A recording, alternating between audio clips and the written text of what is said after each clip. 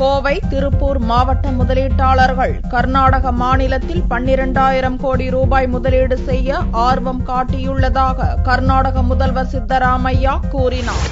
கோவை கொடிசியா தொழிற்காட்சி வளாகத்தில் இந்திய தொழில் வர்த்தக சபை, சீமா, சைமா, கொடிசியா உள்ளிட்ட அமைப்புகள் மற்றும் கர்நாடக தொழில் வர்த்தக சபை கூட்டமைப்பு இணைந்து கோயம்புத்தூர் ரோட் ஷோ 2014 மற்றும் சாம்ராஜ் நகர் முதலீட்டாளர் சந்திப்பு நிகழ்ச்சியை நடத்தியது. இந்நிகழ்ச்சியில் கர்நாடக முதல்வர் சித்தராமையா கலந்து கொண்டார். அப்போது பேசிய அவர், கர்நாடக மாநிலத்தில் முதலீடுகளை பெருக்க பல்வேறு துறைகளை கண்டறிந்துள்ளதாகவும், ஜவுளி, தொழில்நுட்பம், மின்சாரம், சோலார் பேனல் உள்ளிட்ட தொழில்களில் முதலீடுகள் கிடைக்க வாய்ப்புகள் உள்ளதாகவும் தெரிவித்தார்.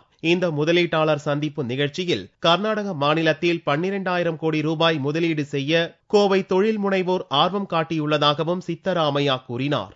I came to know that more than 200 investors from Coimbatore have shown keen interest to invest more than 12,000 crores